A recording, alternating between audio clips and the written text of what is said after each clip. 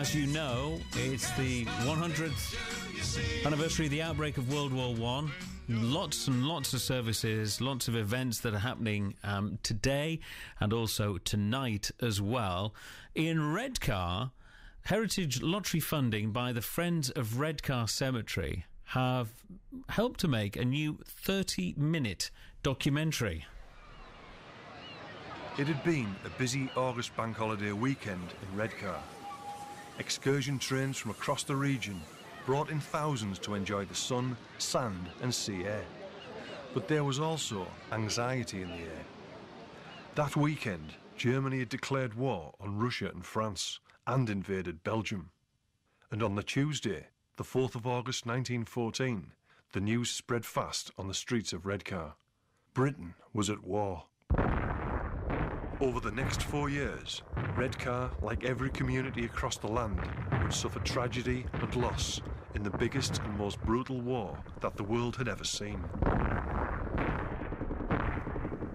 Voice there of Craig Hornby, Teesside filmmaker, of course, from A Century in Stone, and also Vin Garbutt, the Teesside troubadour. Craig joins us now on the line. You've made that film. I mean, it is fascinating. Where have all the stories come from? Well, a lot of the groundwork, John, was done by the Friends of Redcar Cemetery, who've, for 10 years now, have been looking at the stories behind some of the stones. Some of them were in a dilapidated state, because, they're a century old. These are not the ones that are looked after by the Commonwealth War Graves Commission. These are family plots. And so they've restored a lot of them, and they've done lots of research, and they've put a bid into Heritage Lottery Fund to do this project, to carry on their work, to make a film and put a book out with aviation historian John Watson. That's just come out as well. Really good stuff about the Redcar Aerodrome and how important a place that was. Well, we're making the film and we find a rare piece of film from 1919 filmed at Redcar, and it's in the vaults of the Imperial War Museum, showing the biplanes that the site is now occupied by the Rosebery Road, Rosebery Square shopping centre. It's hard to believe, but a major important place with something like 100 biplanes and 500 personnel based there, patrolling the coast. And the film looks at the Hartlepool bombardment, the Zeppelin attacks, and I interview a range of local people, local historians, Well, no, you being you, and you've been on the show numerous times as well. When you get your teeth stuck into something, you won't let go. This must have turned into another labour of love for you and been so educational. Well, it has, yeah. I always get carried away, and this has been no exception, I guess, and I look, and the budget wasn't huge, but it was a case of we've got to do something a bit special, otherwise what's the point? So it's half an hour long. It's I'm quite proud of it. We're all pleased with how it's turned out, and it's going to go live tonight on YouTube. It's going to go live on YouTube to the public at 11 p.m. tonight to mark the centenary exactly. Of the declaration of war on Germany. Tell us about Vera Robinson, MBE. Well, Vera's an amazing character. We first met back in 1991 when I made a film, my second ever project about Grangetown, and she worked in Grangetown as a teacher for 40 years and got an MBE for that.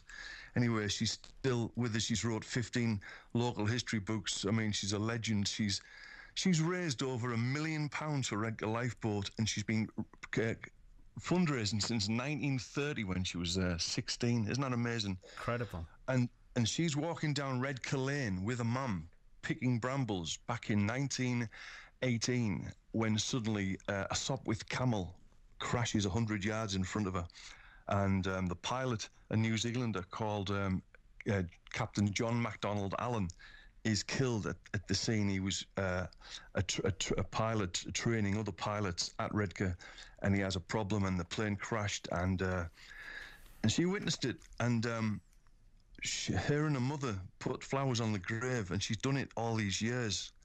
And his mother came over in about 1920 to visit the grave, and Vera and her mother met her, and ever since, she's put the flowers on the grave. So the descendants of Captain Allen came over in May three great nephews and got to meet Vera for the first time. So they're in the film as well. So there's lots of local personal stories and of how this great global event affected our locality, you know. And it's hard to believe that there was an airfield in Redcar. Absolutely. There was one in Redcar, ran by the Royal Naval Air Service. It was set up in early 1915, I should say. Yeah. Following the Hartlepool bombardment in December of 1914, which was, you know, the first attack on mainland Britain of the war, and that was an absolute shell shock for the nation. They attacked Whitby and Scarborough as well.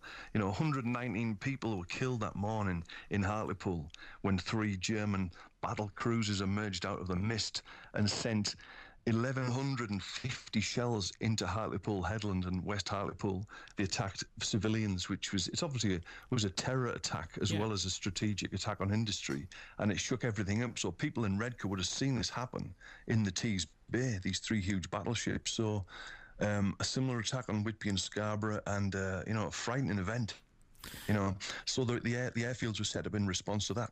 You found quite a bit of footage, not very much, but quite a bit of footage from the time that shows Redcar, and also the wider Teesside area filmed from the air as well. Absolutely, that must be incredible to look at. Well, it is, because you got like the Royal Naval Air Service was the predecessor to the Royal Air Force, as was the Royal Flying Corps. There were 2 separate organisations. The Royal Air Force was formed in 1918. So there's a training film made in 1919, and that's what the film is taken from. And then we've got like planes taking off. We've got aerial views from the planes looking for you. You can see Rosebery Topping in one of the shots. You can see the Tees Bay. You can see warships as well out in the Tees Bay, which look incredible. And of course, all the plumes of smoke from the industry. So it was a real treat to find them. And then I had to go and find some sound effects, because it's obviously a silent movie from then. So I found some sound effects of a sop with camel and everything else, you know, and put it all together. And it's it's amazing to see this stuff, you know. You had a showing of the film at the Friends of Redcar Cemetery exhibition at the Redcar Civic Heart on Friday. How did that go? It was good. It was on a rolling, you know, loop all afternoon. There was various exhibitions and displays there from various people, as well as the cemetery group, and people just wandered through, and it was a great event, you know. Yeah. Really and the film itself, as you said, goes live on YouTube tonight at 11 o'clock. Yeah, on the dot. It's all ready to go. You know, it's all uploaded it's uploaded in HD, and it will be available to the world from tonight at 11 o'clock. And, you know, we couldn't think of any better way to really kind of like mark that moment, you know, that absolute instant, you know. So how do we find it? Is it a case of just typing in Redcar Remembers World War One or something like that? Redcar World War One? If you go onto the Friends of Redcar Cemetery, I'm getting an echo on this phone here. Don't worry.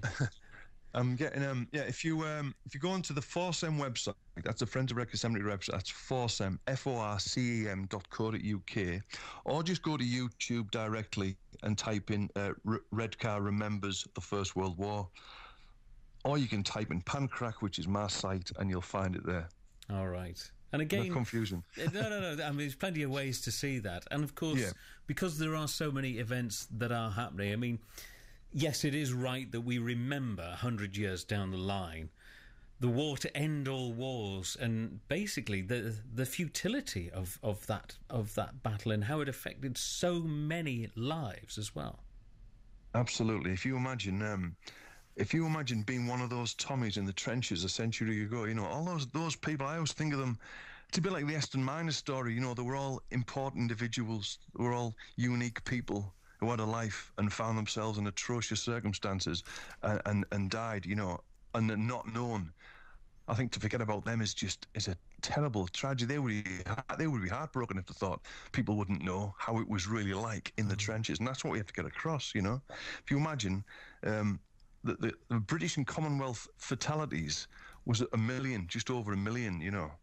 There was 1.7 million wounded, and there was well over 15 million in total of all sides, both military and civilian, who died as a result of that war, you know. It's incredible, isn't it, when you look at the statistics like that?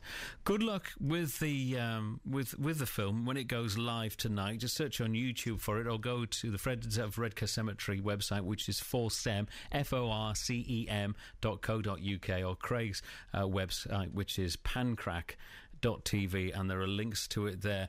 I've already seen it. I've had a sneak preview, and it looks absolutely incredible. Craig, congratulations on another amazing bit of work, and thanks for talking to us today.